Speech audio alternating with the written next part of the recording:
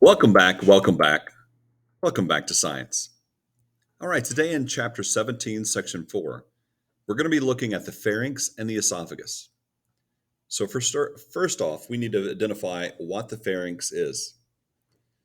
The pharynx and the esophagus are going to both be involved in the highly muscular area that's going to be involved in the process of swallowing. So, the pharynx is going to have the cavity posterior to the mouth, and then it's going to extend from the nasal passage all the way to the esophagus. So we can look at the three different parts of this. We have the nasopharynx, oropharynx, and the laryngopharynx. The nasopharynx is going to be posterior to the nasal cavity, air passage containing openings to the auditory tubes. The oropharynx is going to be just posterior to the oral cavity, and it's going to be involved in air and food passage.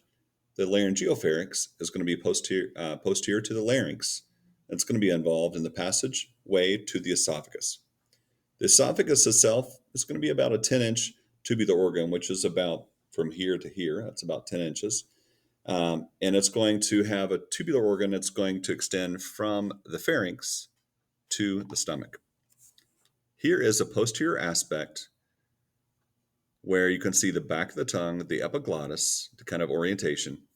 Here's the backside of the mandible.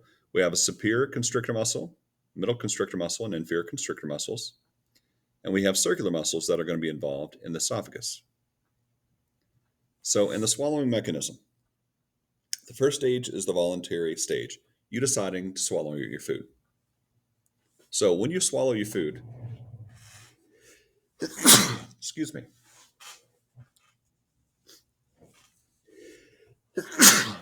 excuse me, saliva is going to be mixed with chewed food.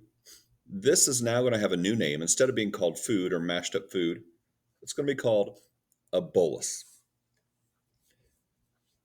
So it starts as the food reaches the oropharynx and stimulates the sensory receptors, and it's going to trigger the swallowing process. The swallowing process is going to involve you raising the soft palate that's in the back of your throat. So the soft palate is going to be here, and it's going to elevate. So you're going to send the soft palate up, you're going to send your hyoid up, you're going to send your pharynx up. And so you're going to have the movement of these areas upward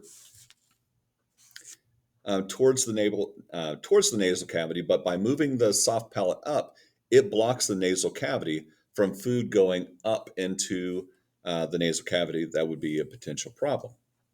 The hyoid bone and larynx also are going to elevate. The epiglottis closes off the top of the larynx to protect the trachea. So the epiglottis is going to be this piece of tissue that we see right here. This tissue is going to fold down. When it folds down, it's going to keep food in the esophagus opposed to falling into your trachea. So notice that when we're starting to swallow, we push our tongue up into the back and the roof of our mouth, and this is going to have the constriction of these muscles here, those superior muscles. As it's moving down, you're going to have the epiglottis that's going to fold over the opening of the trachea, causing food to slide down your esophagus. It's going to go through peristaltic action as it moves down your esophagus. So the soft palate and the uvula raise to protect the nasal cavity from the food. The hyoid bone and larynx elevate. The epiglottis closes off the top of the larynx to protect the trachea. The longitudinal muscles of the pharynx contract. The inferior constrictor muscles relax, and the esophagus opens. Peristaltic waves is going to continue to force food down into the esophagus. The third stage is the peristalsis part, where food is going to, that bolus is going to be pushed through the esophagus all the way down to the bottom where the stomach is. Here we have those peristaltic waves. So the esophagus itself is about 10 inches, 25 centimeters. It's going to penetrate the diaphragm, and at this point, we're going to call this area the esophageal hiatus.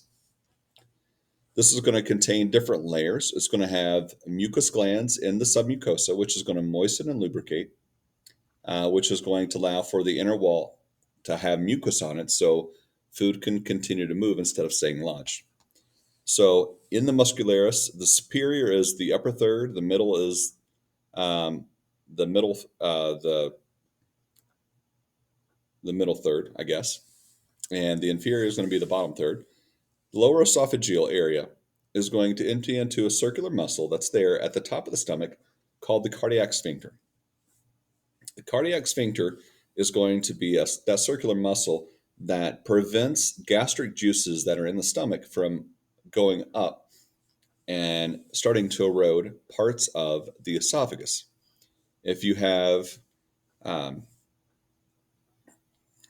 so sometimes this happens with gastric reflux disease, as people have lesions that develop as a result of this.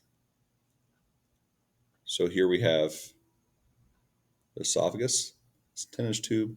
Here's the esophageal hiatus, and it's eventually going to empty into the stomach.